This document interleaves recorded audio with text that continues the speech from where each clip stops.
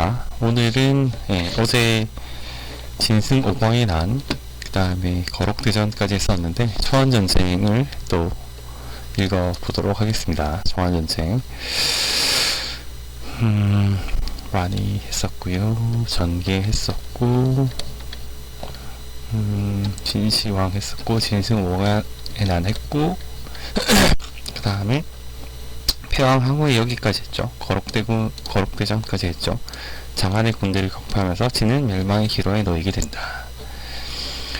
자, 그 사이 폐연에서 거명했던 초안대전의 또 다른 주역 유방은 함양 남쪽 무관을 넘어 진나라 군사를 물리치고 마침내 진나라 수도 함양을 제후들 중 가장 먼저 함락시켰고 진나라 왕 자영의 항복을 받았다. 자영 나중에 한번 알아보죠. 유방이나 항우 같은 경우는 그냥 하면 거의 이야기가 다 끝나기 때문에 이거는 나중에 맨 마지막에 하겠습니다. 자영의 항복을 받았다. 그러나 곧 이 소식을 듣고 분노한 항우는 함곡관을 듣고 유방을 치려했다. 위기에 처한 유방은 연회를 가장한 암살 위기였던 홍문현에서 탈출, 서쪽 땅으로 물러났다. 이후 항우는 함양을 재차 함락시키고 진왕 자영을 비롯 모든 왕족을 멸족시키고 대학살을 벌리며 함양을 불태웠다. 자영을 한번 알아보겠습니다. 진나라 왕 자영, 영자영, 진왕 자영이고요. 진나라 군주고 자영, 영이고 씨는 조, 성은 영조, 씨는 휘는 자영이래. 이름은 영조인 모양이네요. 근데 자영이란 휘를 받아서 자영이라고 하고 진짜 함양에서 태어났고 함양에서 죽었군요. 함양에서 죽었군요. 함양은 낙양이죠. 몇 번 얘기했지만 계열을 한번 봅시다. 중국 진나라의 마지막 국군이자 마지막 왕호로는 항왕 그 다음에 진나라 황제 칭호를 포기하긴 했지만 후대에는 3세 황제라고 부르기도 한다. 출신 자영은 기록상 그 출생이 확실하지 않다. 정확히 말하면 당시 기준으로 영자영이 진나라 왕위에 올라도 손색 없는 영씨 조씨 활동이었던 건 분명한데 정확하게 기록이 남아있지 않아 구체적인 가족관계를 알 수 없다. 사기에 따르면 호해는 호해의 형의 아들 진시황의 손자로 적혀있으며 이사열전에는 진시황의 동생 사기에서는 자영이 호해의 형이라 기록하고 있다. 또한 동진의 학자 서광은 진시황의 조카라는 설을 주장했다. 뭐 여러가지 설이 있네요. 흔히 소설 초안지의 영향으로 진시황의 아들인 부소의 아들로 알려져 있지만 자영은 부소의 아들이라는 명백한 기록은 없다. 사기의 내용에 따르면 자영에게 함께 조고를 죽일 무의를 꾸밀 수 있는 장성한 아들이 있었다는 점에서 진시황의 손자는 아닐 확률이 높다. 진시황은 50세에 죽었고 자영이 조고를 죽인 건 그로부터 3년 후이기에 아무리 일찍 자세를 낳았다고 해도 손자에게 장성한 아들, 다시 말해 진시황에게 증손자가 있었다는 건 납득하기 어렵다. 요 장성한 아들이 그 자영의 아들이 모양이에요. 여튼 그렇다고 해도 호해의 형이라기엔 호해가 즉위하자마자 모든 형들을 죽였다는 기록과 실제 유골들에 있어 배다른 형이라는 설도 그다지 신빙성은 없다. 이처럼 자영의 가족관계는 매우 모호하지만 확실한 점은 대체로 견제 안 당할 정도의 진나라의 반기 황족이었을 것이라는 건 학자들의 의견을 일치한다. 호해가 목념을 숙청하려 했을 때 자영은 조유모광이 명장 이목을 처형한 후 조나라가 망한 고사를 들어서 반대했으나 호해는 듣지 않았다. 왕위에 오르다. 진승 오광의 난을 계기로 유방과 항우 등 반진반란이 곳곳에서 터져나옴에도 조고는 이 보고를 묵살시켜왔고 장안에게 죄를 덤터기 씌우는 등으로 악화시켰고 황제 호해의 귀에 들어갈 정도로 해결이 불가능해질 무렵 승상 조고는 자신의 권력을 위해 쿠데타를 일으켜 황제 호해를 습격했고 자살을 정령한 끝에 자살하고 말았다. 조고가 본래 생각했던 것은 항우와 달리 온건하게 온건하게 상을 함락시키던 유방에게 진나라를 팔아먹어 자신의 권력과 생명을 유지하라는 것이었지만 유방은 무덤덤하게 무시하면서 진군하기에 대신 인망이 좋은 자영을 옹립시키려 하였다. 그러나 자영은 이미 조고가 진나라에게 패배하면 왕으로 부임한 자에게 책임 전가하는 의도를 파가했다. 이에 어차피 부임해봤자 조고에 의해 실권도 없어질 게 분명하기에 조고의 생존을 위한 꼭두각시가 되니 차라리 죽여버리자는 결론을 내면서 즉위식 당일 병이라고 칭하고 의도적으로 결석하였고, 이에 안달이 난 조고 측이 거듭해서 사자를 보내왔지만 사자의 설득을 거부했다. 자기 뜻대로 움직여주지 않자 화가 치밀어 오른 조고는 자신이 직접 설득하겠다며 스스로 자영의 집으로 찾아와 침소에 들어왔는데, 자영은 자신의 아들과 신복 부하들과 조고라면 이를 가는 반조고파 병사들을 매복시켜두고 있었다. 조고는 도망치려고 하고 조고의 부하들과 신복들이 서로 싸웠지만 마침내 자영은 성공적으로 역적 조고를 살해한 뒤 왕위를 수락했고, 왕위에 오르자마자 진나라를 갉아먹은 조고의 일족을 모두 제거함으로써 시황제와 이세황제의 복수를 끝마치고 난 뒤에야가 될 것 같은데, 끝마치고 난 뒤에야 진나라의 군주가 되었다. 그러나 이때 천하는 이미 각지 군벌이 차지하고 있어 진나라의 영토는 한국간 서쪽으로 축소된 상태였던 데다가 황제로 칭한 게 각국이 반감을 일으키는 만큼 스스로 황제의 칭호를 버리고 진왕으로 낮추었다. 진나라의 멸망.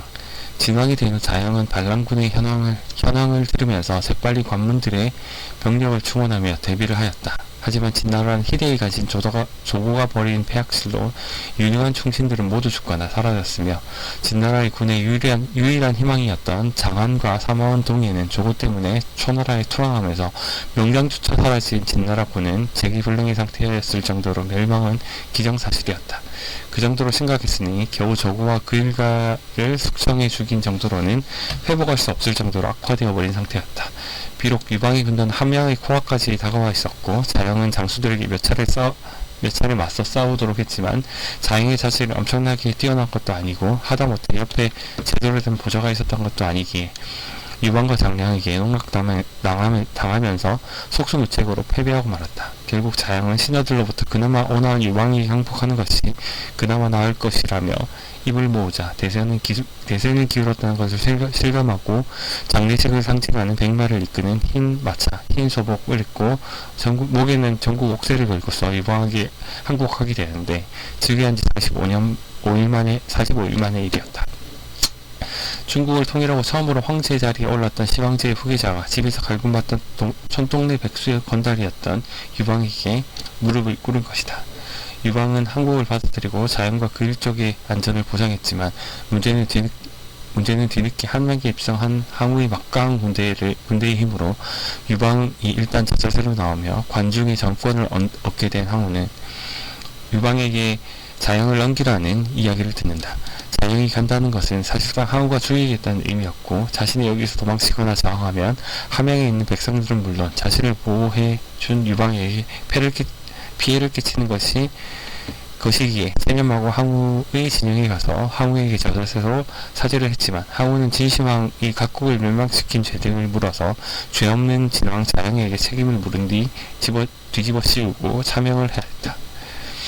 그러나 함양의 백성들은 자영이 비록 나라를 되살릴 만한 국왕은 아니었지만 최고의 관심배 조고를 죽이고 조고의 일가로부터 해방시켜준 인물이라 그런 자영을 죽인 항우를 규탄하고 자영을 보호하려던 유방을 칭송하는 시위를 벌이는데, 이에 항우는 자신에게 거스른다며 함양 대학살로 보답함으로써 영자영 본인과 영성조씨, 진나라 황족의 대는 완전히 멸족, 진나라 백성들은 학살되고 함양은 불바다가 되어 진나라는 멸망한다. 이렇게 자비가 없었을까요? 이런 자비 없는 대책으로 인해 진나라의 민심은 항우에서 유방으로 넘어가게 되었다. 특히 전국시대의 진나라의 영향이었던 관중 및 서천 지역은 유방을 지지하게 되는데, 진나라에 대한 애정이 남아있던 옛 진나라 사람들이 자신의 왕을 죽이고 수백 년간 이어진 진나라를 결단낸 자를 따르고 싶을 리가 만무했기 때문이다. 고작 1개월 재기한 자영이 개인적으로 그 복종에 대한 책임이 있는 것도 아니고 말이다. 거기다 수많은 진군 포로들을 매장시킨 신한대 학살을 저질렀으니 그 포로들의 동향이고 가족이었을 진나라 사람들은 유방의 콘크리트 지지층이 되어 든든한 후방 보급처가 되어주었고, 후방이 삼진을 평정하고 관중에 들어서 너도 나도 먹을 것을 들고 한나라 군을 해방군이라며 환영했다. 관중의 민심을 잃은 항우는 내리막길로 치닫기 시작한다. 신안대학살을 나중에 한번 보죠. 그 진군 포로를, 거록에서 진군 포들이 있었는데 걔네들을 다 이제 죽여버렸죠. 대장이었던 장한, 사마흔, 한 명이 누구였지? 동계였나? 여튼 그 3명의 장수만 남기고 다 죽여버렸죠. 대중매체에서 여기 그림이 있으면 한번 보고요. 그림이 없으면 그냥 넘어가겠습니다.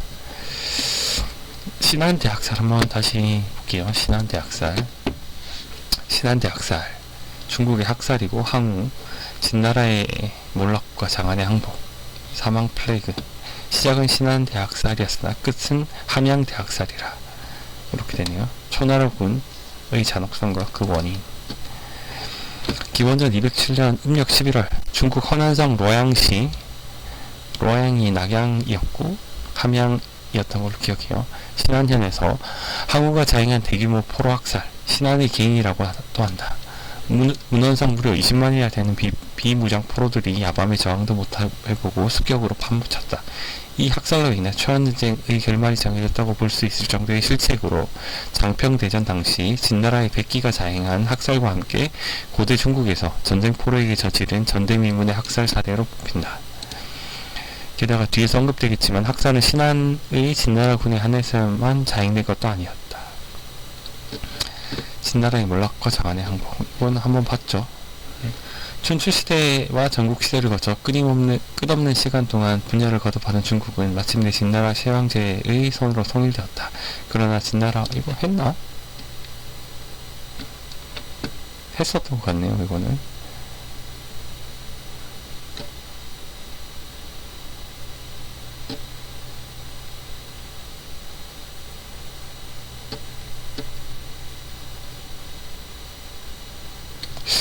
아닌 것 같기도 하고, 이 그림이 기억 안 나서 안 한 것 같기도 하고, 뭐 한 것 같기도 하고, 그냥 다시 한번 읽어볼게요. 법치주의, 그러나 진나라는 너무 법치주의와 거대한 토목공사로 삽시간에 무너져 내리기 시작했고, 진승오광이 나는 위태로운 제국의 나약한 기반을 날려버린 일대의 대사건이 되었다. 비록 이 반란은 진나라의 최후의 명장 장안의 활력으로 진압할 수 있었지만 이미 천하는 진나라의 반기를 든 수많은 사람들이 들고 일하는 후였다.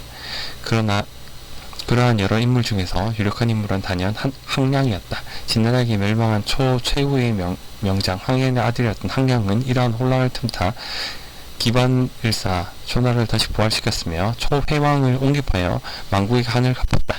그러나 이어지는 장안과의 싸움에서 결국 전사하고 말았으며 그 빈자리를 채운 사람이 항량의 조카로 엄청난 용력을 가진 사나이 항우가 되었다.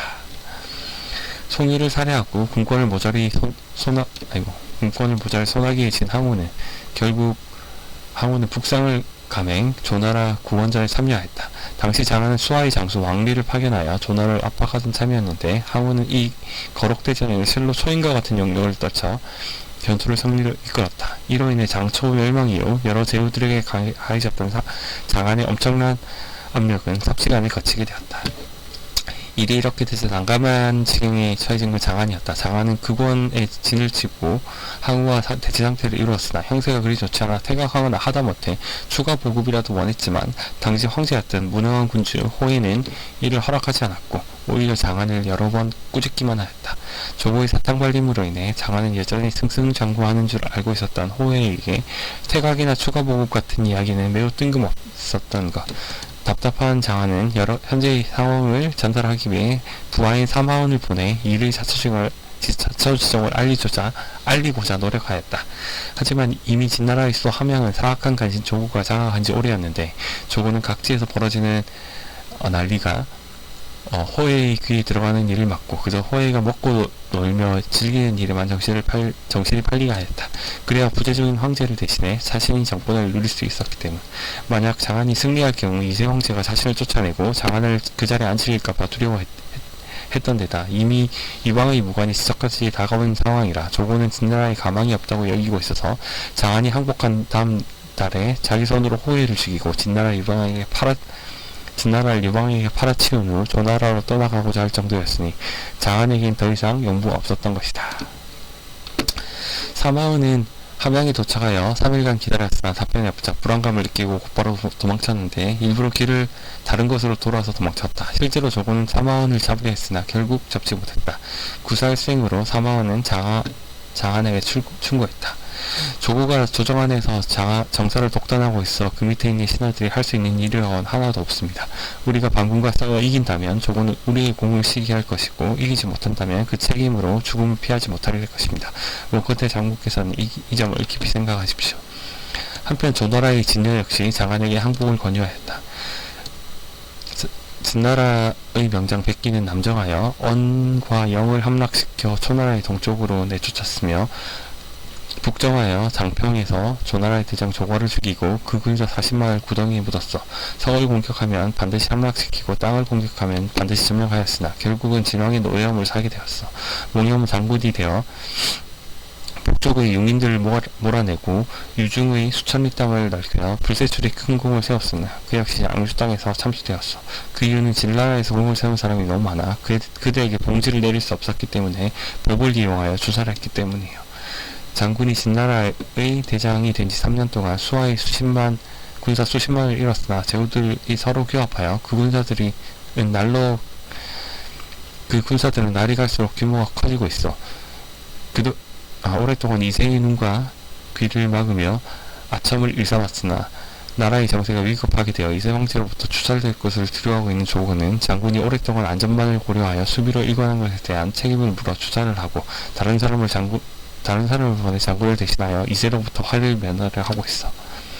지금 장군이 이 밖에 나와 오랫동안 전제터에 있는 동안 조정 내부와 틈이 벌어져 비록 궁을 세울 수 있다고 할지라도 죽음을 피하기 어렵고 또한 궁을 세우지 못해도 피하기 어려울 것이야. 장차 하늘이 진나라를 망하게 하려고 한다는 것은 어리석은 사람이나 지혜 있는 사람이나 이를 모르는 사람은 하나도 없어. 오늘 장군이 안으로는 직관을 할 수 없고 밖으로는 나라에서 버림받은 장수가 되어 고립무원 상태에서 목숨을 구하려고 하니 참으로 슬픈 일이 아니겠어. 장군이 어찌하여 병사의 방향을 바꿔 제후들 함께 따라 진나라를 공격하여 그 땅을 나누어 왕이 되어 난면하면서 고를 칭하지 않으려 하시오. 장군 자신은 형구에 엎드려 여차명을 당하고 가족들은 주륙을 당하는 것과 어찌 견딜 수 있단 말이오. 장안은 처음에는 이러한 제안을 의심스럽게 여겨 시선이라는 인물을 사자로 보내 항우와 협상을 했지만 이루어지지 않았다. 이에 몇 차례 교전을 벌였고 상원은 진나라 군을 격파하였다. 그러자 장안은 다시 항복 의사를 밝혔고 마침 군량이 떨어져 가던 항우는 이를 승낙하였다. 장안의 항복을 받아들이는 항우. 이에 장안과 항우는 은하에서 직접 만나 항복에 관한 의지를 찾았다. 이 자리에서 장안은 서러움이 치밀어 올라 왈칵 눈물까지 흘리면서 조고의 일을 이야기하였고 항우는 장안을 옹왕으로 사마은을 상장군으로 임명해서 진나라를 향해 진격하려 했다. 이렇게 항우와 장안 두 명의 걸물 그리고 초나라와 진나라의 대결은 좋게 끝나는 듯 싶었다. 하지만 진짜 사후처리는 아직 시작도 되지 않았다. 앞서 진나라의 엄격한 법률로 여러 사람들을 대단히 못살게 굴었고 당시 진나라에 대항하던 제후군들의 병사들은 이러한 압제에 오랫동안 억눌려서 지내고 있었다. 또한 항우가 이끌던 초나라 병사들 중에는 여산에서 벌어지는 공사에 끌려가서 개고생을 했거나 멀고먼 국경까지 끌려가 춥고 서러움을 견디며 수비병으로 지내거나 만리장성 공사에서 혹독한 대우를 받다가 가족이 굶어 죽었다는 걸 알고 눈이 뒤집혀서 탈주하여 부흥군에 합류한 이가 많았다. 그런 병사들이 비록 토왕병이라지만 진나라 병사들에게 좋은 심정을 갖고 있으리 만무했다. 항복한 총사령관인 장안은 왕에 임명되고 사마은 역시 상장군이 되어 군대를 지휘하던 상황으로 보면 당시 진나라 항복군은 일반적인 포로와는 분명히 다른 상황이었다. 하지만 제후군의 병사들은 이러한 진나라 병사들을 마치 포로나 의원처럼 대하면서 수많은 모욕을 주었다. 진나라 병사들은 이에 속수무책으로 당하기만 했는데 가장 큰 문제가 되는 것은 수치와 부끄러움보다 보다도 이러다가 정말 죽는 것 아니야? 라는 불안감이었다. 그 때문에 진나라 병사들은 모이기만 하면 이렇게 죽은 거였다. 장한 장군 등이 우리를 속여서 제후군에게 항복을 했다.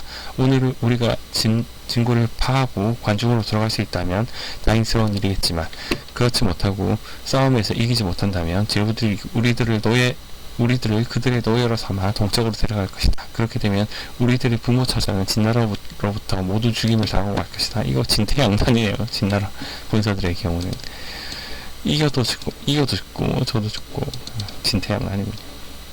사실 이 시점에서 이미 관중은 유방에게 전거당하고 진나라는 사실상 멸망한 상태였지만 일부러 그랬는지 아니면 깜빡했는지 유방이 항우 쪽에 별다른 연통을 보내지 않았기 때문에 제후군 측은 여전히 진나라의 수비군과 싸워서 무찔러야 관중으로 들어갈 수 있다고 생각했던 것인데 이 초조한 분위기는 결국 최악의 결과를 불러왔다. 이런 불온한 움직임은 곧 여러 장수들에게 포착되었고 소식은 결국 위로 올라가서 항우에게 전해졌는데 항우는 경포와 포장군을 불러 대응 방법을 논의했다. 그리고 그 결론은 장안, 사마흔, 동해를 제외한 모든 포로를 죽이는 것이었다. 여전히 수가 많은 진나라 항중들이 아직도 마음속으로 우리들에게 복종하지 않고 있다. 관중에 들어가서 그들이 우리의 명을 듣지 않는다면 일이 매우 위험하게 될 것이다. 차라리 여기서 그들을 습격하여 모조리 죽이고 장안, 장사, 사마흔, 동해 등 세 사람만을 남기고 세 사람만을 데리고 진나라에 들어가야겠다. 그리고 진나라 항도들에게 약속된 마지막 화운이 시기 시작했다. 시작은 신안 대학살이나 끝은 함양 대학살이라.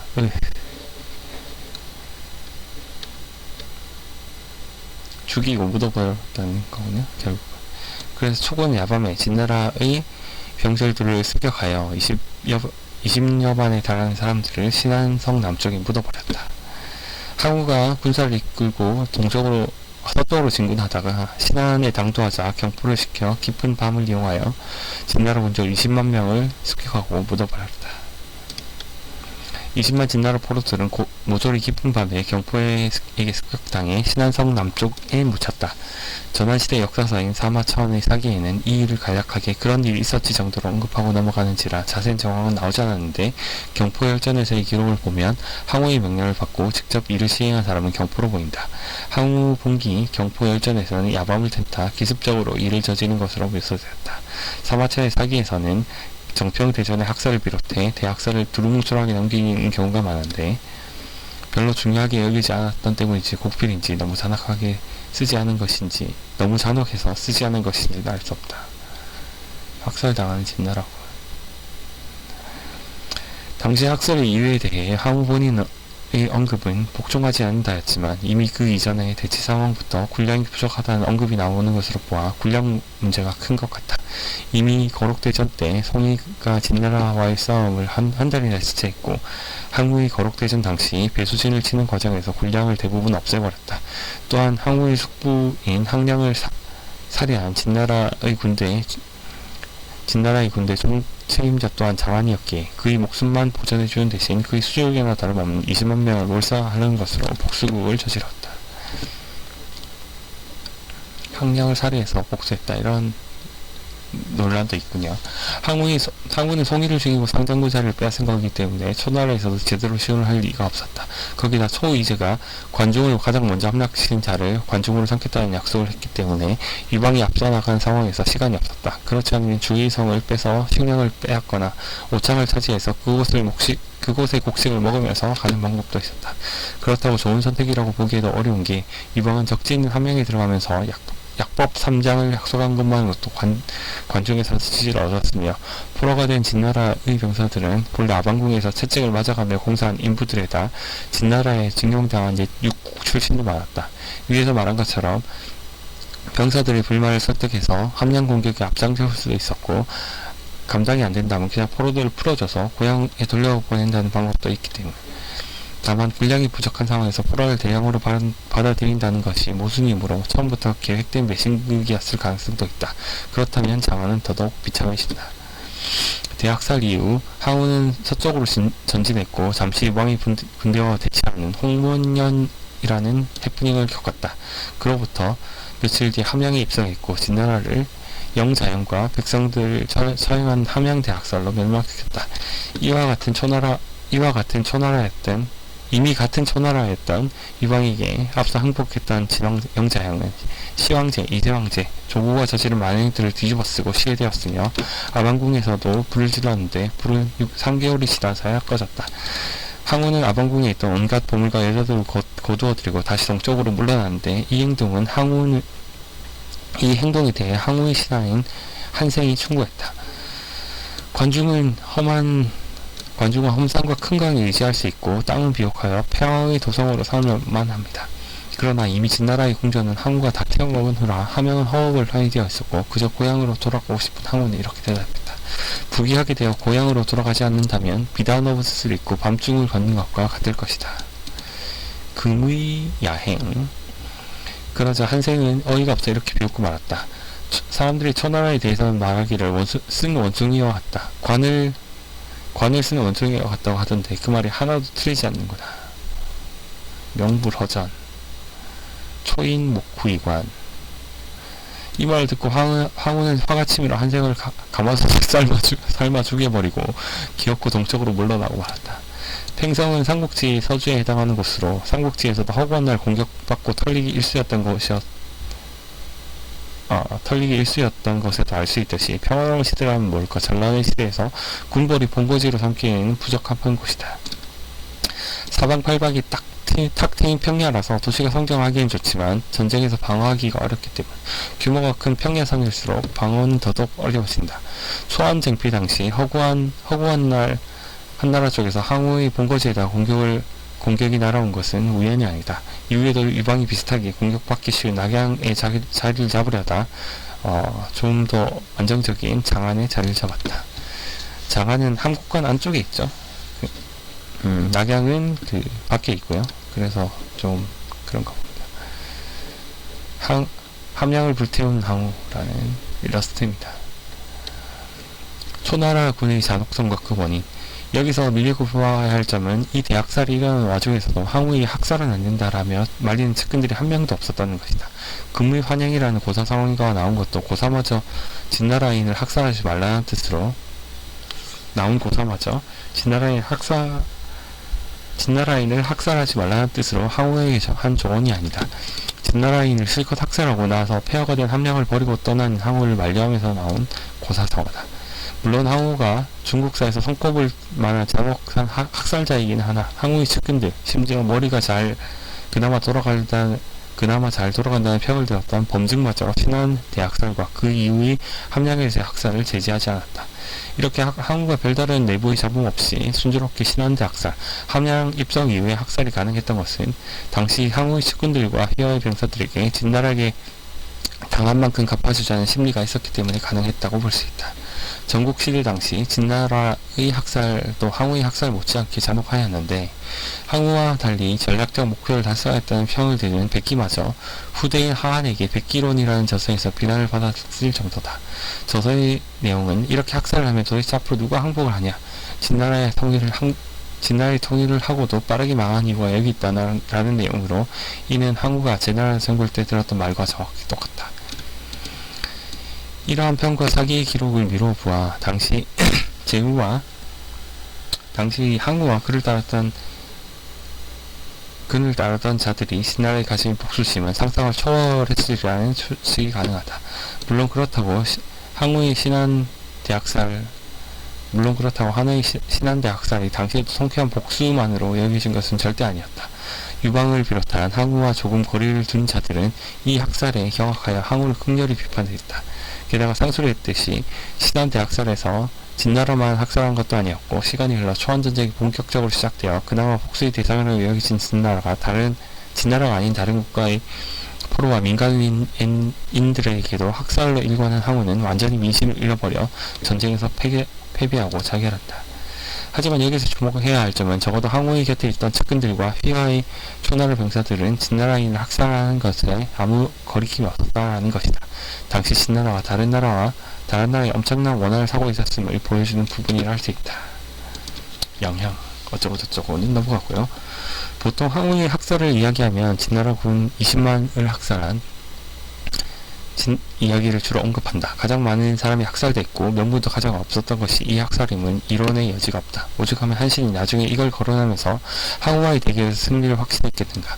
심지어 이러한 학살은 항우에게 처음이 아니었고 마지막도 아니었다. 항우의 학살이 고대의 전쟁사에서 유독 악질적인 학살 행위로 평가받는 이유는 항우는 적군이나 포로를 상대할 때도 무력화된 민간인에게 아무 이해 없이 더 악랄했기 때문이다.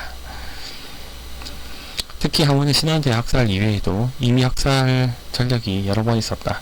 항량이 살아있던 시절 항우는 별동대를 이끌고 양성이라는 곳을 공격한 적이 있었다. 쉬울 것 같았던 싸움은 성한 사람들의 힘을 모아 싸움으로써 위로 어렵게 전개되었는데 기어코 성을 함락시킨 항우는 성내의 모든 사람들을 구덩이로 파묻고 죽여버렸다. 그리고 항우의 항부 정투에서 장안을 격파한 후 추격하는 과정에서 성량을 다시 몰살시켜버렸다. 이러다 보니 초해왕은 항우가 지나가는 곳마다 남아나는 사람이 없다고 치를 들었고 진나라 내지까지 소문이 꽉 퍼져서 유방이 진나라 정벌 도중 만난 완성지역의 태수는 초나라 놈들을 항복해도 다 파묻어버린다 라고 들었다 라면서 유방이 안전을 약속하기 전까지 결사항전하려다 차라리 자살하려고 했다. 항복하든 저항하든 모조를 죽이고 본다면 당연히 마지막까지 필사적으로 저항할 수밖에 없다. 게다가 항우는 이 전대미문의 포로 학살을 벌인 후 함량에 입성한 후에도 학살을 자행했고 이후에도 초한장패를 치르면서 여러가지 학살을 저질렀다. 특히 함량의 경우에는 얼마나 집요하게 뒤집었는지 바로 다음 해에 대기근이 터져서 쌀한 가문이 무려 1만 장이 넘어갔고 먹을 게 없어진 사람들이 자기들끼리 뜯어먹는 악의기환이 펼쳐지기도 했다. 이후 신안에서 학살이 있었던 후에 제나라를 공격할 당시에도 마찬가지였다. 제나라의 전령을 물리치기 위한 싸움에서 항우는 항복한 전령의 병사들을 모조리 파묻고 생매장하고 점령지인 제나라인들을 눈에 띄는 족족 몰살시켰다. 이러한 면에서 볼 때 신안의 대학살은 급작스러운 행동이라기보다는 오히려 항우가 밥 먹듯이 다행하던 만행 중 하나에 지나지 않는다. 하다못해 포로만 학살했다면 무장병력에 대한 처리 문제와 식량 부족이라는 핑계라도 생각해볼 수 있을지도 모르겠지만 점령지의 민간인을 이렇게 집요하게 죽인 것에는 도저히 의미를 찾을 수가 없다. 시간과 수고를 더 들여서 얻는 거라고 납세자와 세금이 줄어드는 손해뿐이다. 무엇보다 장안이 부대를 일으켰을 때의 부력병사들은 여산에서 일하던 죄수들이었다. 여기서 죄수들이 말이 죄수이지 실제로는 징병된 노동자들로 주로 돈이 없어 세금을 못 냈다든가 여건이 안 되어 만리장성에서 노역을 제때 못 왔다든가 같은 이유로 경범죄자들은 무고한 자들의 태반이었다. 사실 근대 시기인 19세기 말까지만 하더라도 범죄가 중요한 자들은 무조건 사형이었고 특히 진나라법은 당시 기준으로도 사형을 남발했다는 것을 생각하면 여산에서 노역하던 자들의 대다수가 경범죄 내지는 누명을 쓴 사람들이라는 것을 뻔했다. 거기에 학살된 인원 중 진나라 출신이 아닌 구초나라 출신을 포함해 다른 나라 사람들이 상당히 많았다. 장안은 진승과 오간의 나라를 진압하고자 여산의 노동자들에게 자신을 도와서 전공을 올리면 노역에서 해방되어 고향으로 돌아가게 해주겠다고 증명했다. 당시 항우 밑에 있던 영포도 여산에서 노역을 하다가 같이 일하던 사람들을 모아 무리지어 세력을 만든 자고 유방도 여산으로 노역자들을 호송하다 중간에 튀어서 세력을 만든 자다. 따라서 이를 잘만 활용하였다면 항우는 이 반감을 이용해서 초나라에 대한 민심의 지지를 얻을 수도 있었다. 이는 진나라 본토의 민심도 마찬가지. 위에서 언급했듯이 죄수 출신 진병들이 다른 열국 출신들이 맞긴 했지만 그래도 공식적으로 엄연히 진나라 조정의 군대였으며 진나라 본토 출신 병사도 적지 않았다. 이런 조정의 군대가 초나라에게 항복하고 제대로 초나라로 군대로 대접받고 당당한 해방군으로 싸운다고 정해보자. 당연히 진나라 본토 사람들은 진나라 조정에 대한 충성심을 상당히 상실하고 항우와 초나라에게 지지를 표했을 것이다. 아래에 언급했듯이 당장 유방은 이렇게 해서 민심을 확보했다. 그런데 문제는 항우가 여기서 학살이라는 최악의 방법을 저질렀던 것이다. 이는 전략적인 측면에서 봐도 지극히 어리석은 선택이었으며 윤리적으로도 용납받지 못할 짓이었다. 아무리 고대 윤리관과 인권 개념이 현대화와는 다르다곤 해도 이렇게 많은 사람을 도륙내는 짓은 당대의 윤리관에도 도를 한참 넘었다. 장평대전에서 백기가 벌인 학살이 두고두고 비난을 받은 것을 보아도 알 수 있지 않은가. 상술했듯 유방은 광무 대치 당시 항우의 학살을 죄악으로 규정하고 규탄했고 많은 사람들이 이에 동의했을 정도다. 이러한 학살로 항우가 얻은 이득은 당장의 수고로움을 던 정도밖에 없었고 장기적으로는 항우에 큰 악영향을 미친다. 우선 진라라는 망국이 되었지만 그렇다고 과거 열국 호령하던 생산력이 어디로 가는 것이 아니었다. 전국 치룽이 쟁패할 당시 진나라의 생산력은 다른 모든 나라들을 앞서있고 수도가 갈려 나갔어도 진나라 전역을 놓고 보면 전성기 시절의 힘은 남아있었다. 만일 항우가 진나라 사람들을 잘 대했다면 뭐 계속 껄무새가 되는데 이 껄무새는 굳이 할 필요가 없죠. 뭐 일어나지 않은 일을 뭐 할 걸 이렇게 막 가정하고 하는 건 역사에 큰 의미가 없습니다. 어쨌든 계속 읽어볼게요. 만일 항우가 진나라 사람들을 다 대했다면 진나라 영성조씨가 쫓겨난 자리를 대신 차지했을 가능성이 크지만 문제는 신하에서 열신 도사령이가 널리 알려지면서 진나라 사람들은 크게 분노하며 항우에게 모조리 등을 돌려버렸다. 특히 항우는 함량에서 만행을 부린 뒤 진영 자원과 영성조 씨들을 학살했다. 이러니 진나라 백성들이 항우에게 품었을 분노가 더욱 커졌음을 말할 것도 없으며 유방이라는 대안까지 있었기에 더더욱 그랬다. 항우는 관중을 포기하고 팽성으로 돌아갔으며 구 진나라를 삼진으로 나누어 사망은 동해 장한에게 분봉시켜 관중이 항우에게 복종할 이유도 없었다. 항우가 한나라 출신 한생의 말대로 관중을 나라의 본거지로 삼고 직접 통치했다면 압제를 하든 관용을 베풀 등 가능했다. 관중에 머물지 않기로 한 이상 진을 그대로 뒀다간 바로 들고 일어날 게 뻔하니 힘을 약화시키고자 삼진으로 나눈 것은 이해가 가능하지만 애초부터 학살로 대진관계를 파탄내지 않았다면 그럴 필요도 없었다. 진나라 백성들은 이세황제와 황간초고에 대한 원한은 컸을지언정 500년 동안 진 땅을 통치한 영성조씨 일족에 대한 충성심은 여전했다. 그러나 삼진을 통치하는 자는 영성조씨가 아니라 진장수였다. 항복에서 겨우 목숨을 건진 사망은 동해 장안이었다. 진장수인? 이로 바꿔야겠네요. 거기다 포로 학살 때문에 이들의 부하들도 모두 잃은 상황이었다. 관중 사람들은 삼진의 제후들을 내국노로 인식했다. 피지배민들의 분노가 정점인 상황에서 지배자가 이를 억누를 힘도 대처할 힘도 없다면 결과는 머나만하다. 홍문현 사건에서 8개월 한고조 세력이 한중으로 들어간 지 겨우 4개월 만에 한고조는 한중에서 나와 삼진정벌에 나섰다. 하지만 이를 막을 삼진의 군대는 모두 신안에 묻혔으니 방법이 없었다.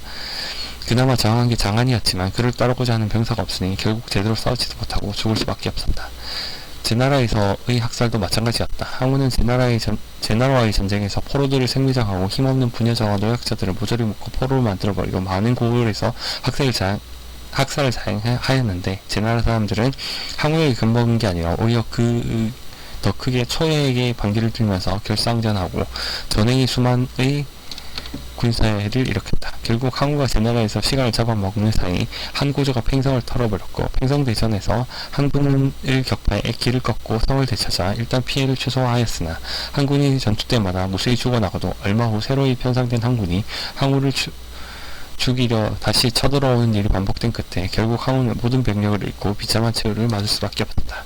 이렇게 항우가 저지른 학살들은 게릴라를 뿌리 뽑기는커녕 저항만 키웠다. 초안쟁패 후기 항우는 외황을 공격하는데 쉽게 항복되지 않자 15살 이상은 모두 죽이려고 했는데 13살 아이가 항우에게 이렇게 말했다. 사나운 패골이 우리를 해칠 수 있기에 외황의 백성들이 두려움에 들다가 짐짓 항복하는 척하고 대왕이 오시기만을 기다리고 있었습니다. 그런데 대왕이 오시더니 외황의 백성들을 모두 구덩이에 파죽이려고 하십니까? 어찌 백성들이 대왕께 몸을 어떡하려고 하겠습니까? 이곳 외황 동쪽의 양나라 땅 10여 개 성은 모두 두려워하여 필사적으로 항거하며 결코 항복하지 않을 것입니다. 그 말을 듣고 항우는 외황의 주민들을 학살하지 않고 용서해 주었는데 이후 항우가 동쪽으로 진군하자 여러 성들이 항복했다. 하지만 이미 때는 늦었다. 이미 한고조는 서초평과 서쪽된 처신과 인식으로 엄청난 이득을 보았다. 당시만 하더라도 도적대들에 가까웠던 한 군대가 약탈과 유리를 저지를 가능성이 높았는데 장량이 한고조에게 구하자 한고조는 함량에 들어가는 것을 그만두고 인근에 머물렀다. 이외에도 3가지 법만 남기고 모두 폐지한 간단한 법제를 시행하여 가혹한 법에 지쳐 있었던 직무민들을 배려하고 자영을 후히 대해주어서 진사람들의 인심을 손에 넣었다. 그나마 항우가 항복한 자영을 죽이지 않았다면 모르지만 그를 포함하여 수많은 진나라 백성들을 죽인 것은 물론이거니와 함양에서의 진시황 무덤까지 파헤치는 만행까지 저질렀으니 진 사람들이 누구 편을 들었을지는 보나마나다. 초안쟁패에서 항고전은 관중을 장악한 뒤 관중의 자원을 대대적으로 동원했다. 팽성변투에서 대피를 당한 직후 병력이 모자라 징집 대상에서 빠져야 할 어린이들과 노인들까지 병사로 징집하고 때마침 관중에 대기근이 들어 백성들이 서로를 잡아먹는 듯 아수라장인 상태였다. 아수라장인 상태였음에도 관중에는 별다른 분란이 일어나지 않았다. 이는 관중의 민심을 잡은 소아의 공격도 크지만 항우에 대한 진나라 백성들의 증오심이 그만큼 대단하였고 때문에 항우의 적인 한고조에게 적극적으로 협력했다고 볼 수 있다. 항우의 학살은 여러 차례 만행으로 언급되고 유방은 이걸로 항우를 매도했으며 한신의 전략적 관점에서 한이 중원으로 나가는 것을 막는 삼진을 무너뜨릴 수 있는 요소로 평가하는 등 당대에도 주목을 받았다. 도무지 옹호할 수 없는 학살이었던 것. 그러나 항우는 자기가 한 짓이 자기를 망하게 만들었다는 것을 모르는지 전사할 때 이런 말을 남겼다. 내가 군사를 일으킨 일에 지금으로써 8년이 되었다. 몸속 70여 차례의 전투를 겪었고 내 앞을 가로막은 자들은 모두 목을 베었다. 나의 공격을 받은 성들은 모두 항복을 해서 내가 지금까지 한 번도 싸움에서 진 적이 없어 이로써 천하를 제패했다. 그러나 오늘 내가 졸지에 이곳에서 공공한 자리에 놓이게 됐다. 이것은 하늘이 나를 망하려 하는 것이지 내가 싸움을 잘하지 못해서가 지은 죄가 아니다. 아직 정신을 못 차렸네요. 즉 나는 잘못이 없고 그저 싸우기만 했는데 지금 내가 망하게 된 것은 내가 못나서가 아니라 하늘이 나를 말아먹으려고 작정했기 때문이라는 것이다. 학살에 관련한 부분만 해도 그렇고 그 외에 항우의 여러 실책을 고려하면 어처구니 없는 말이다.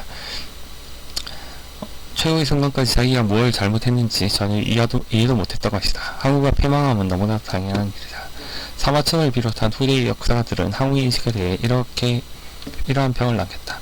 항우는 스스로 공로를 자랑하고 그의 사사로운 지혜만을 앞세워 옛것을 따르지 않았으며 패왕의 업을 이루었다고 하면서 무력으로 천하를 다스려야 하였다. 이에 5년 만에 나라는 망하고 그 몸은 동성에서 죽었으면서도 여전히 자기의 잘못을 깨닫지 못한 것은 참으로 그의 허물이라고 하겠다. 하늘이 나를 망하게 한 것이지 내가 용병을 잘못해서 지은 죄가 아니다 라고 말했으니 어찌 그가 황등무계한 사람이라고 말하지 않을 수 있겠는가. 왜 이렇게 어렵게 얘기해.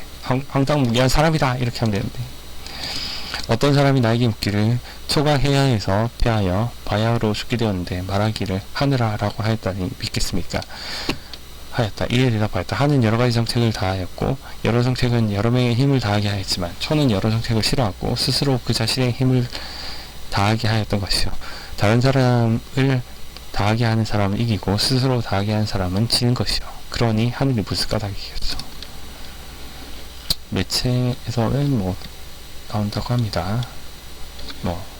요건 넘어갈게요. 진영 저항하다가 신안대학살까지 들어갔네요. 신안대학살을 마치고 거록대전 마치고 신안대학살 마치고 함양 입성해서 그 다음에 자영의 항복을 받았는데 자영까지 죽였죠. 홍문현을 잠깐 알아보겠습니다. 홍문현은 이제 처음에 관중에 들어왔을 때 유방이 먼저 들어와 있었는데 항우가 들어오는 걸 막으려고 깔짝대다가 대피하고 그 다음에 이제 태세 전환을 해서 항우한테 고개를 숙였죠. 그때 일어난 사건입니다. 홍문에서 일어난 연회라는 뜻이고요. 여기가 고제, 전환, 유방이고 여기가 지금 홍문현인 것 같습니다. 홍문현이고 네. 홍문현을 그림으로 그린 것 같습니다. 자, 개관 상세, 배경, 위기에 빠진 유방, 번쾌의 난입, 유방의 도주, 유의미 평가, 허구, 이야기거리 뭐 이렇게 있네요. 홍문의 회라고도 한다. 홍문현. 기원전 207년 12월 진나라가 멸망한 후 초안쟁패 직전에 진나라의 수도 함양 근처 홍문이라는 곳에서 있었던 사건이다. 초안제의 명장면 중 하나로 손꼽히는 장면이다. 뭔가 드라마틱해서 소설적 허구 같지만 일단 사기, 항우 분기와 번역 등관 열전에 기록되어 있는 사건이다. 진나라 만력 동기와 초나라의 항량은 초나라의 왕실의 효를 찾아 왕을 삼아서 초군의 구심점을 찾고자 했다. 이렇게 옹립된 사람이 미신이라는 양치기로 이 사람이 이른바 초의제이자 초회왕으로 불리는 사람이다. 양치기? 초의제? 초회왕으로 알고 있어요. 초의제라는 명칭도 있네요. 초의 회왕은 황후와 유방에게 병사를 나누어 서쪽으로 진나라를 치도록 했는데 유방은 진나라의 심장부인 관중으로 바로 진격하게 했고 황후는 북진하여 조나라 일대를 평정한 후 관중 지방으로 내려가는 경로를 지시했다. 그리고 이 두 명에게 진나라의 수도인 함양을 먼저 점령하는 사람에게 관중의 자리를 내리겠다고 약속했다. 이건 황후의 대단히 불리한 명령이었다. 거리상으로만 봐도 황후의 경로는 유방에 비해서 돌아가기 때문에 훨씬 멀었고 무엇보다도 진나라의 명장인 장안이 이끄는 진나라의 주력군이 조나라 일대에서 버티면서 다른 봉기군을 박살내고 있었기 때문이었다. 장안이 있었죠. 장안이. 초회왕이 이런 결정을 내린 것은 황후가 민간인 학설을 일삼았기 때문에 많은 제후들이나 백성들이 황후를 두려워만 할 뿐 진심으로 따르지 않았기 때문이었다. 이 때문에 진나라의 심장부인 관중지방에는 보다 온화한 면모로 사람들이 인명을 얻고 있었던 유방을 보내는 게 낫다고 평가하는 것이다. 어쨌든 유방은 진군 도중 책사인 여기기 등을 얻었고 여기기 잠깐 보죠. 그들의 도움을 얻어 차근차근 관중으로 가는 길목에 있는 거점들을 돌파하거나 항복을 받아 황후보다 한 발 앞서 진나라의 수도인 함양에 입성했다. 유방은 이른바 약법 3장을 발표하여 진나라의 가혹한 법을 폐지하고 항복한 자영의 목숨을 부지해주는 등 인기 정책을 펼쳤다. 이때 추치성을 가진 사람이 유방을 만나고는 제발 관중의 왕이 되어달라고 하면서 항복관을 봉쇄해버리고 다른 제후들이 들이지 말라고 했다. 스스로도 관중왕에 대한 욕심이 있었던지 유방은 주변 모사들과 상의 한마디 나누지 않고 이게 적을 따른다. 다만 항우가 무섭긴 했는지 군사들을 항복관으로 보내면서 그저 지키기만 하라고 애매하게 명령을 내렸다. 한편 황후는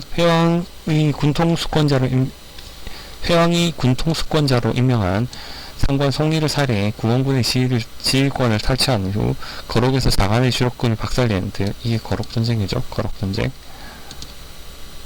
거록대전.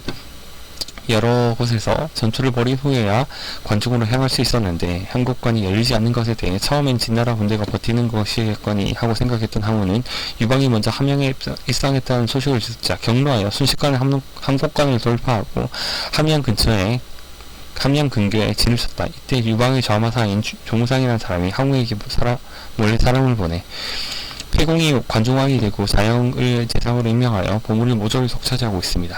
라고 모함하면서 자기가 제후가 되려고 했다. 조무상 이라는 사람이 황후에게 몰래 사람을 보내서 모함했다. 모함을 하고 지가 유방의 좌마사인 조무상이 제후가 되려고 했다는 거예요.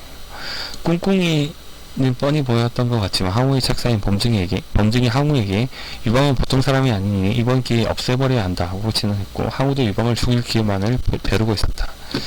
그러게요. 사람들 다 죽이면서 유방은 왜 안 죽였을까요? 근데 뭐 장안을 안 죽인 거 보면 어떻게 보면 좀 장수급은 잘 안 죽이려고 하는 그런 경향이 있는 모양이에요. 황후의 삼촌이 되는 항백이라는 사람이 있었는데 그는 유방의 책사인 장량과 친밀한 사이였다. 황후의 천국무역 계획을 알고 장량에게 가서 그 계획을 알려주고 장량이 몸을 피할 것을 권했다. 장량이 이 사실을 주군인 유방에게 알렸다. 평소 온유했던 장량조차 화가 나서 도대체 어떤 작자의 말을 듣고 함국관을 막았냐고 따지자 유방은 궁색해져서 자신에게 가난한 사람을 핑계댔지만 그럼 그쪽 군사들이 이 항문회보다 나을 것 같았냐고 꾸짖자 더는 변명이 하지 않고 어떻게 하면 좋겠느냐며 장량에게 빌다시피 하며 조언을 구했다. 장량은 우선 항백을 소개시켜주고 용서를 청하게 하였다. 유방이 좀 섭지를 하죠.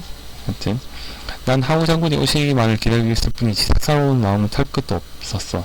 병사들로 하여금 항국관을 털어막은 것도 도적을 경계해서일 뿐이요. 저희가 뭘 잘못했습니까? 황장군께 잘 말씀해 주십시오. 라고 간청했다. 이때 유방과 항백은 술잔도 나누고 혼다까지 나눴다고 한다. 그만큼 유방이 발등에 불 떨어진 항백에게 싹싹 빈 것이다. 항백은 잘 말하겠다고 하면서 유방에게 다음날 항우의 진영까지 와서 사죄할 것을 권했고 항우는 그렇게 하겠다고 했다. 항백은 항우에 돌아와서 유방의 말을 전하면서 유방이 관중에 들어와 진나라를 급파하고 진왕 자영을 사로잡은 공이 있는데 이런 사람을 죽인 것은 도의에 맞지 않다고 진화하자 항우 역시 유방을 칠 계획을 거두어 들었다. 항백이 유방 군영에 다녀온 것을 안 범증은 항우에게 내일 유방과 만나면 자리에서 유방을 목을 칠 것을 진행했는데 자신이 옥결을 들면 유방을 죽이라는 신호로 받아들이라고 했다. 옥결을 한번 볼까요? 일종의 폐옥과 같은 것. 옥결은 결심할 결과 발음이었다. 즉 유방을 죽일 결단을 내리라는 뜻이다. 위기에 빠진 유방. 이윽고 유방은 장량과 번쾌이야 100여 기만을 데리고 홍문의 항우 군영에 나타나 사죄를 했다. 유방은 이런 말로 변명했다.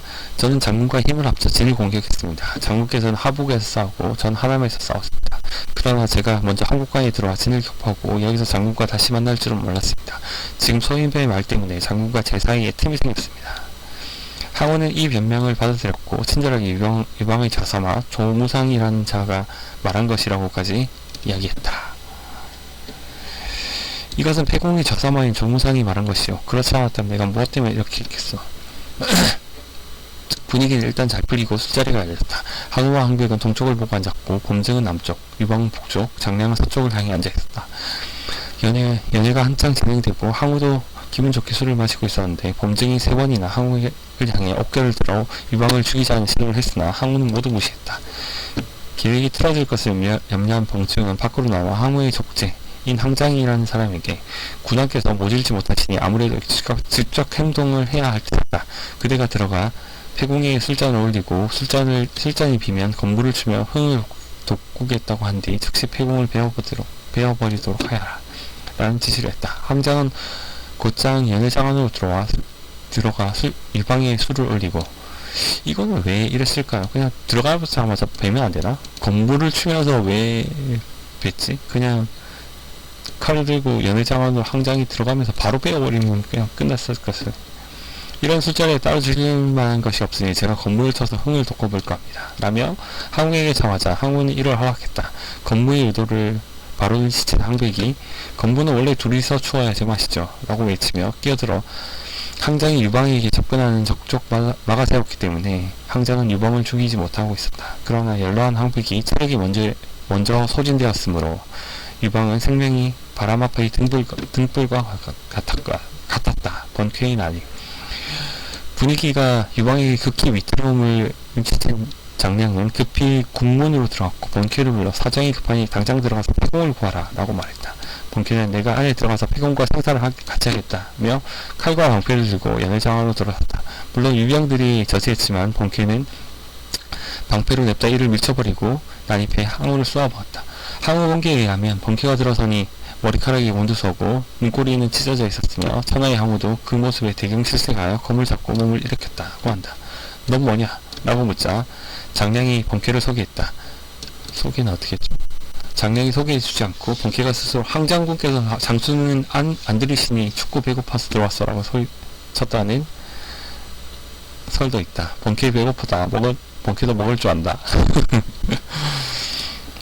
항우는 번쾌의 풍채와 배기가 마음에 들었는지 참으로 장사구나. 저자에게 술을 내주어라 라고 명령했다.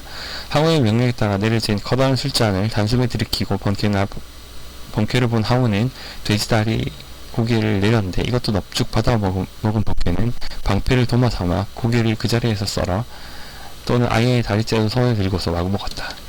이런 상남자 먹방이 어지간히 마음에 들었는지 항우는 다시 한번 그대는 참 장서로다 더 마실 수 있겠는가 라고 물었고 번쾌도 죽음도 두려워하지 않는 장부가 술을 마다하겠습니까 라고 호쾌하게 대답했다. 번쾌의 이 행동에서 나온 말이 주장들을 가리킬 때 쓰는 두주불사가 이해하거든요. 두주불사이다. 재차 술잔을 비운 번쾌는 문득 항우에게 의가 무엇인지 아느냐라고 물었고 왜 그런 걸 물어보냐는 항우에게 번쾌는 말을 이었다. 우리 패국께서는 장조들과 술고럼을 함께하며 관우까지 왔습니다. 운 좋게도 관중을 먼저 점령하는 공을 세웠으나 패국께서는 장군만을 기다리며 어떠한 재물도 탐내지 않고 고스란히 보전하고 있었습니다. 그런데 장군께서는 포상을 내주시지 못한 망정 비겁한 멍청이 범증 비겁한 멍청이들 많이 넘어가 패공을 의심해 해치를 하십니다. 어떻게 이러실 수 있습니까? 어떤 반박도 하지 못한 항우는 건물을 치다 항장과 항백을 물리게 한 뒤 번쾌를 자리에 앉아 진정하라고 달래는 것이 전부였다. 번쾌는 당황하는 게 없이 장량 옆자리에 앉았다. 유방의 도주. 얼마 후 유방은 자리에서 일어나 용변을 보러 가는 척하면서 번쾌를 밖으로 불러냈다. 그런데 빨리 도망치지 못하고 우물쭈물하는 유방이 번쾌가 이유를 묻자 지금 내가 아직 항우한테 하직 인사 제대로 못했는데 그냥 가도 될까? 라고 이야기했는데 번쾌는 버럭 성질을 내더니 지금 항우의 진지는 칼과 도마이고 폐공께서는 생선과 다름없는 이 마당에 예의범절을 지키느냐 마느냐가 중요합니까? 라고 일갈하며 바로 도망을 그서 강권했다. 유방과 번쾌는 먼저 떠나면서 장량에게 대신 사죄해달라고 부탁을 하고는 유방과 번쾌가 먼저 떠났군요. 항우에 바치려 했던 백벽 한 쌍과 범증이 바치려 했던 옥토 한 쌍을 건네주었다. 장량은 항우와 범증을 찾아가 유방 대신 하직 인사를 정했다. 장량은 폐공께서 만취하셔 예를 갖추기 힘들기 때문에 직접 인사를 드리지 못했습니다. 그 대신 제가 인사를 드리고 왔으니 부디 이 선물을 받고 노여움을 푸십시오. 라고 말하며 선물을 건넸다.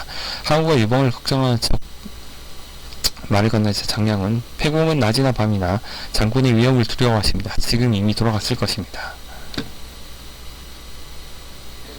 라고 둘러댔다. 장량이 물러가고 나서 항우는 유방이 술도 몇 잔 못하는 약골이라 생각했던지 아니면 자기에게 쫄아서 황급히 달아났다는 사실에 흡족했던지 그를 겁쟁이라 비웃으며 선물로 받은 벽백을 옆에 두고 장식했다. 하지만 범증은 자신의 서서로 들어 옥도를 칼롭게 때리니 분노를 참지 못하고 내비뒀다. 아, 애송이와는 큰일을 도모할 수 없구나. 항장군은 천하를 빼앗을 자는 바로 폐공이다. 폐공은 이제 유방을 얘기하죠. 우리는 모두 그에게 포로로 잡히게 될 것이다. 한편 죽다 살아나는 유방은 잊지 않고 귀환하자마자 조무상의 목부터 날렸다. 이건 뭐지? 장포스. 장포스는 뭘까요? 아, 장태환이군요. 12, 사태의 장태환. 의의 평가.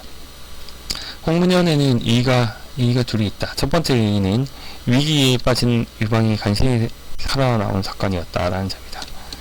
이후 유방은 파초광으로 임명되고 절망하여 이판사판의 심정으로 항우와 마지막 결전을 치를까 했지만 소아가 뜯어말려 간신히 진정하고 권토중례를 기억하며 끝내는 중국의 패자가 됐다. 두 번째 의의는 항우의 빈틈이 많은 정치적 감각을 드러냈고 유방은 이를 눈치챈 점이다.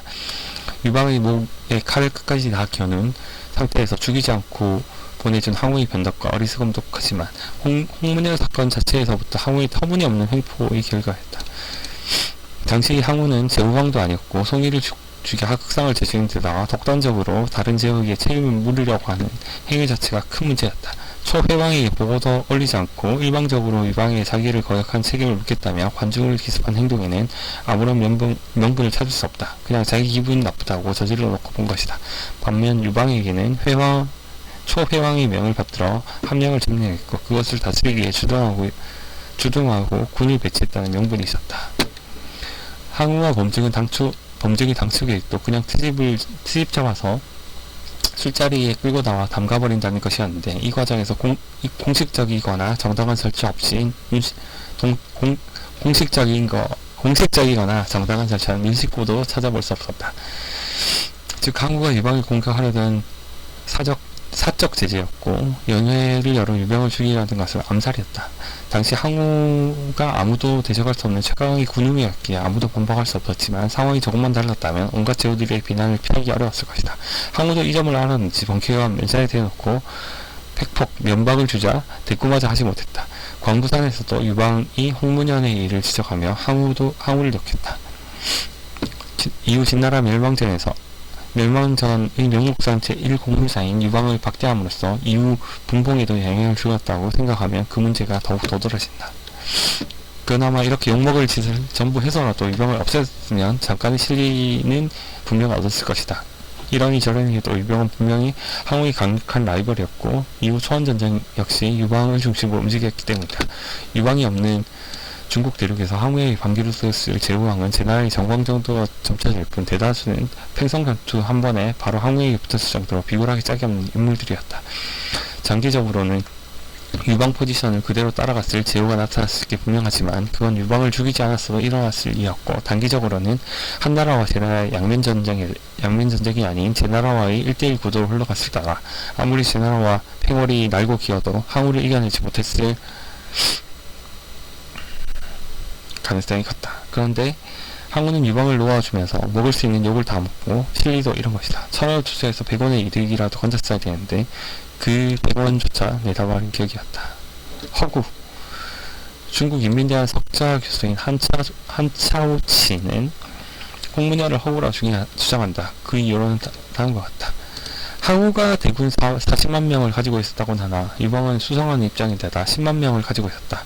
특히 유방이 방어하던 함곡과는 당시 천하 제일 험관으로 불릴 정도로 시형적인 일정과 굳건함을 자랑하는 관문이었다. 손대병법에 따르면 공성전에는 3개월 이상의 준비와 병력의 3분의 1이 기본적으로 날아갈 것을 전제로 하는 것인데 먼 곳에서 달려온 항우가 항군 10만여 말고 일부가 지키고 있는 함곡관을 만만히 볼 수 있는 상황이 아니었다. 따라서 항우가 쉽게 쓸어볼 수 있는 상황이 아니다. 관중의 민심은 이미 유황이 넘어간 후라 쉽게 관중을 빼앗을 수 없다. 이미 관중에 먼저 들어간 사람에게 관중을 주기로 한 상황이니 항우가 억지로 뺏는다면 욕먹는 것 항우다. 근데 욕먹는 걸 전혀 두렵지 하는 사람이잖아요. 이미 뭐 신한대 학살도 하고 그 관중 함양대 학살도 하고 이런 사람이라서 이 욕먹는 건 거의 뭐 의미가 없는 것 같은데, 따라서 홍문현은 항우가 유방을 쉽게 내치지 못한 것 그리고 항우가 순박한 인물임을 강조하는 것이라고 주장한다. 다만 이에 대한 반박으로 항우가 엄청나게 비상식적인 인간이라는 점을 강조하는 점도 있다. 유방 입장에서 항우가 자신을 털어먹고 남은 병력으로도 나머지 제후들에 대해 우위를 차지할 수 있을 거라고 판단했다면 배째라고 나오기 힘들었을 것이다. 거록대전으로 높아진 항우의 위치가 흔들릴 정도의 피해를 유방이 줄 수 있었을까? 항우가 민심을 신경 쓸 위인일까? 저도 이거 생각하죠. 민심을 신경 쓸 위인이 아니라는 거. 관중 백성들이 기기면 신한대 학살 시즌2를 일으킬 뿐이었다. 항우가 욕먹는 두려워할 위인이라면 신한대 학살을 일으켰을까? 이거 제가 한 얘기네요. 항우는 초회왕도 대수롭지 않게 해야겠다. 이야기거리. 워낙 드라마틱한 장면이라서 그런지 경극 등에서 묘사되기도 한다. 한국에서도 잘 알려진 사건인지 이때의 건물을 충극화한 항장무라는 고종 때 민극 가무국에서 유입된 유일한 공신연 연극도 있다. 오늘날 홍문연이란 말은 음모와 설계가 가득한 살벌한 연애라는 뜻으로 관용구로 쓰인다.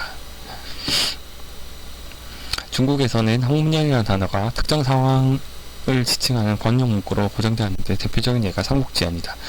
유비가 조조의 의심을 피하기 위해 채마 및 채마밭을 가꾸던 중 술자리에서 초청을 받아 조조와 함께 술을 마시러 가게 된다. 잠시 후 유비가 조조에게 불려갔다는 말을 들은 관우와 장비는 급히 달려가 호위병들을 제치고 술자리에 난입한다. 근데 이게 웬걸? 유비와 조조는 화기애애한 분위기 속에서 푸른 매실을 안주 삼아 천하의 영웅을 넣어 중이었다.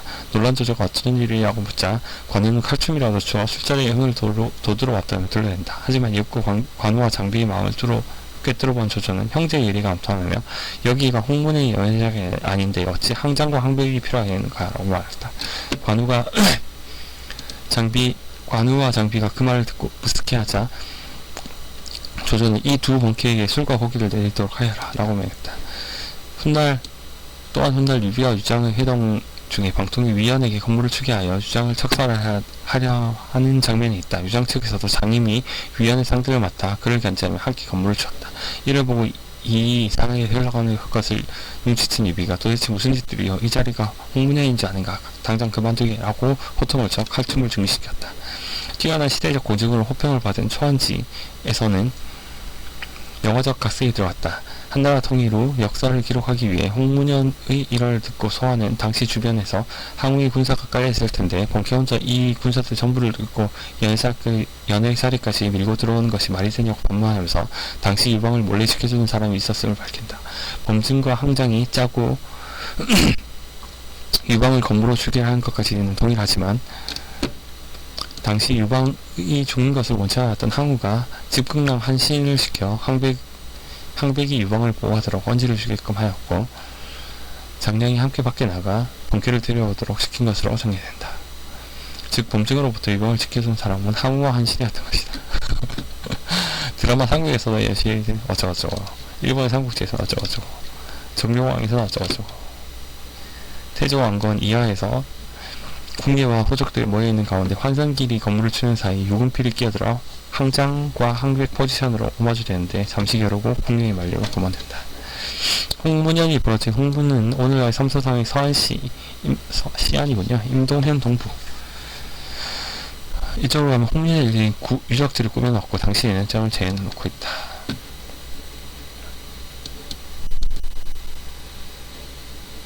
2016년 2월경 북한이 광명성 로켓을 발사하면서 국제사회를 도발하는 데 대해 대응하여 한국은 박근혜 정부에서 사드 배치를 검토했을 당시 불쾌감을 느낀 중국 외교부의 한국의 움직임을 홍문현의 항장의 칼춤을 추는데 비유해 논평하기도 했다.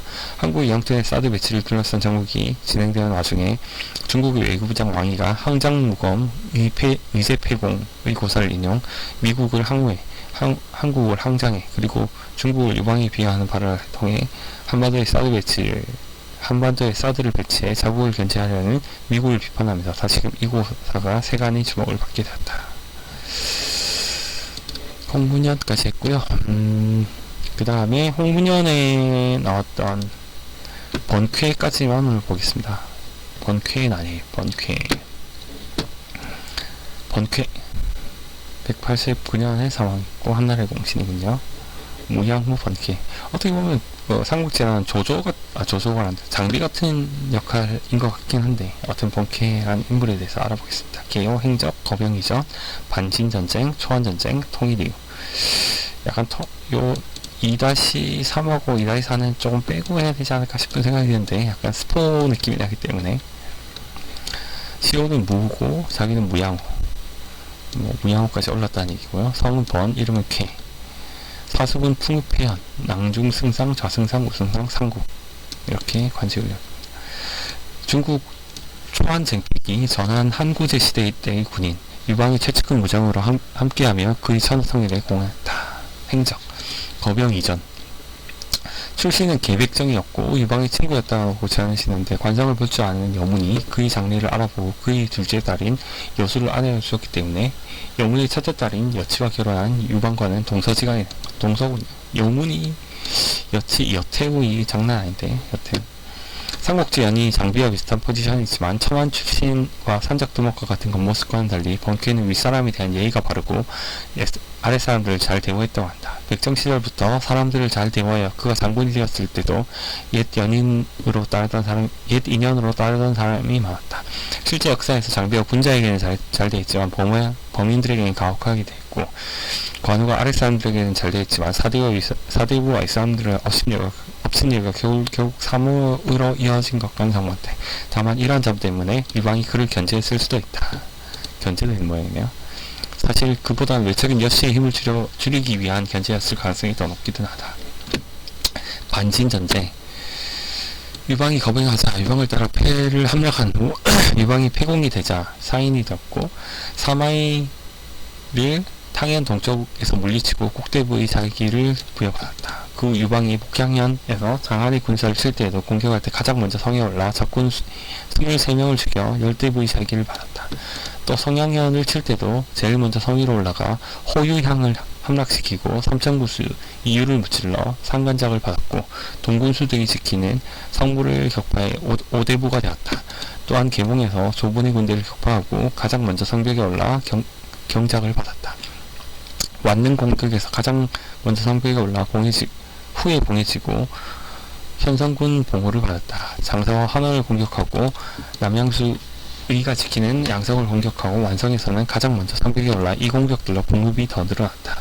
기원전 206년 유방이 함양을 점령한 후 궁궐에 들어가 놀려하자 장량과 함께 유방을 막고 약탈을 금하도록 하였다. 그 후 유방이 함곡관을 닫아 항우를 분노케 해 벌어진 홍문년에서 범죄이 유방을 암살하려 하자 영체로 들어가 유방을 구했다. 자세한 건 홍문년의 성처. 이후 항우가 유방을 한왕에 보호하자 여로가 되어 임무후를 받고 낭족이 되었다. 초안전쟁. 여기는 넘어갈게요. 통일 이후 여기도 넘어가고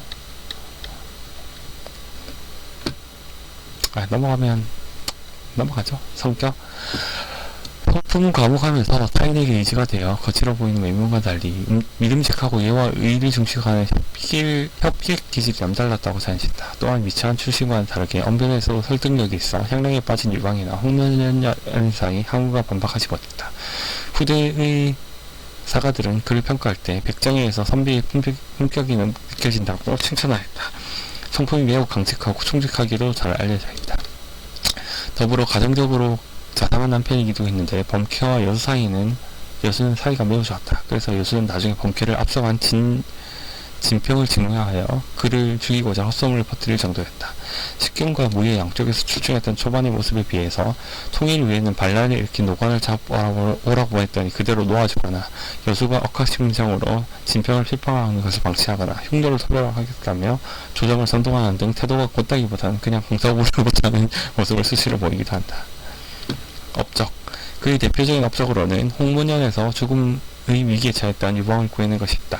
연회장에 나입한 본캐의 모습에 천하의 항우가 지릴 정도였다고 하니 나름 취급이 괜찮았는데 사내로운 녀석이라 생각한 항우가 술을 주자 사벌을 마셨고 돼지고기 안주는 방패를 접시 삼아 칼로 썰어 먹었다고 전해진다. 이를 보고 항우는 연시 참으로 장사로다라고 찬사를 아끼지 않았다고. 남자답고 영리한 사람을 좋아하는 항우의 성품을 잘 알 수 있는 부분이다. 일부 판본에서는 회공, 유방의 재물에 손도 안 대고 당신 말을 기다리고 있을 부분인데 왜 하냐며 일갈에서 홍문현에게 살벌한 본인을 단숨에 진정시켰다는 내용도 나온다. 유방이 화장실 핑계로 밖으로 번키와 함께 빠져나오자 번키는 어서 도망가자고 권하나 유방은 망설이며 작별 인사도 안 남기면 항우가 불쾌하게 여길 것이라고 하자. 항우의 진영은 칼과도하고 우리는 생선인데 그런 말이 납니까? 라는 한 소리하고 더 늦기시라 도망치자고 다시 권한다. 그제서야 상황 파악을 한 유방은 장량이에 자기는 술에 취해서 더 이상 연애에 있기 힘들어 먼저 돌아간다는 작별 인사를 전해달라고 한 후 항우와의 정승에게 주려는 선물도 다시 신주라고 맡기고 얼른 빠져나와 살았다. 행정적인 능력을 보여준 적은 없지만 정치적인 시기에는 남도 친했는데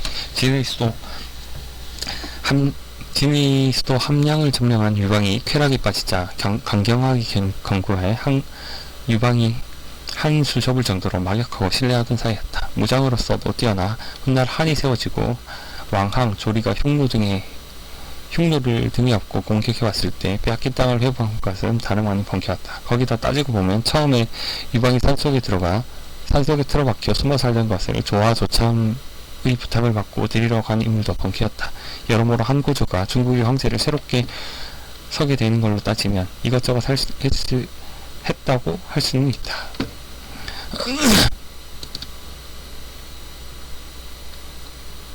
한신이 회음으로 강등된 후 분을 사귀며 지낼 때 한 번은 번케의 집을 방문하였는데 번케는 깍듯하게 한신을 존중하고 배려하였으나 한신은 번케의 집을 나오면서 내가 번케 따위의 동급이 되다니라고 한탄하였다. 개국 공시를 무시한 한신이 괘씸하게 여길 법도 하지만 사실 한신과 번케 사이에는 포지션 격차가 있었다. 한신은 전군 총사령관을 비롯해 아예 북부 전역을 담당하는 방명군 사령관으로 공을 세우고 왕위에 앉았고 번케는 유방 측속의 최전방 지휘관에서 시작해 제5의 자리에 앉았다. 따라서 한신한테는 자신의 입지가 그만큼 낮아졌음을 분명하게 여기는 것이다.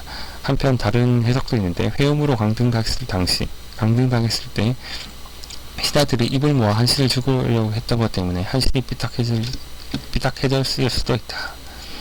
번케와 여수 사이에는 번항이라는 자식이 있었는데 여우 시절에 권세를 누리다가 여씨 몰살 때 죽었다. 이렇게 번케의 대가 끊기는 것이 싶었지만 번씨 가문은 공적으로 복권대에 서자 번불인이 여루로 대를 이었다. 그러나 번불인의 아들 번타강이 여루가 된 후 번타강이 사실 번불인의 아들이 아님이었을 밝혀지자 경제가 자기를 몰수하며 번타강은 서인이 졌다. 야인이 된 번타강 후일 사마천이 역사책을 쓰기 위해 인터뷰하러 오자 자기 조상을 디스하였고 아래 사마천의 인물평에 그 흔적이 남아있다. 개포와 한신의 일화 외엔 네임드 번케가 개포와 한신의 일화 외에는 네임드 번케를 평가한 것이 없어서 당대 취급이 참으로 별로였다고 미루어 짐작할 수 있지만 개포의 일화는 조정 내에 보험주의가 퍼지는 것을 막기 위함이었고 한신의 일화는 왕에서 후로 격환된 한신이 자격지심으로 외친 것이니 그것이 진정 당대의 번케평이 그닥 좋지 못했다는 증거가 되지는 않는다. 사실 한신은 여기서 번케뿐 아니라 관용과 주발도 함께 깠다. 그런데 여기서 한신이 깠던 이들은 비록 한신만큼은 아니었지만 그래도 공신중에는 10손가락 안에 들어가는 공을 찾던 사람들이고, 거기다 고재와의 관계는 낙하산인 한신보다 훨씬 가까웠던 만큼 디스를 할 게 아니라 이 사람들과 친해서 도움을 받았어야 하는데, 이딴 소리를 하는 걸 보니 정말로 한신은 처세술이 빵점에 가까웠다. 특히 번개는 유방과 같은 고향 출신의 여부의 동생인 여수의 남편이고, 군공도 높은 데다 위아래로 인망이 있었던 당대의 핵심 인사들 중 하나였다. 제기를 대하면 어떻게든 친하셔야 할 인물 중에서도 손꼽히는 걸물이 있어서 전원 태도이니 여우에게 지켜 죽을 만했다. 사마천의 사기에서 번개의 열전은 역상, 하우영, 관우 등과 함께 번역 등관 열전에 실려 있는데, 사마천은 번역 등관 열전의 말미에 내가 풍패에 가서 이 사람들 자료 수집을 해보니까 참 재밌었던 게 모두 칼부림하거나 개장수였거나 비단을 팔았던 사람들이었다. 이 양반들은 자신이 우리 고조를 만나 한제국 조정에 이름을 알리고 자손들이 떵떵거리며 살 수 있으리라고 라는 것을 알았을까라는 소감을 붙이고 있다. 또 재미있게도 사마천 이 사론에서 번개, 하오영 등의 유방에게 붙은 것을 파리떼가 준막꼬리에 붙은 천막하듯이 고조를 만나게 되어 라고 표현하였다. 사마천의 센스가 느껴지는 대목. 당연히 파리떼는 번개 등을 준마는 유방을 의미한다. 이 표현은 사마천이 중리 제자열전에서 아내를 평가하면 이미 한번 써먹은 적이 있다. 자, 벌써 또 1시간이 넘었는데요. 이 정도만 하겠습니다. 유방이 먼저 함영을 점령했는데, 항우가 거록대전에서 장안을 격파하고 애들을 모으고 낙양으로 두면서 신한대 악설을 일으키고, 그 다음에 유방이 이제 함곡관에 잠깐 막으려고 했다가 바짝 엎드리고 홍문현에 가서 열심히 생명을 구걸해서 탈출했다. 여기까지가 되겠습니다. 다음에는 이제 항우가 서초폐왕을 자초하면서 팽성으로 돌아가는 이 부분부터 하도록 하겠습니다. 네, 오늘 초안전쟁 3편 여기까지 하겠습니다.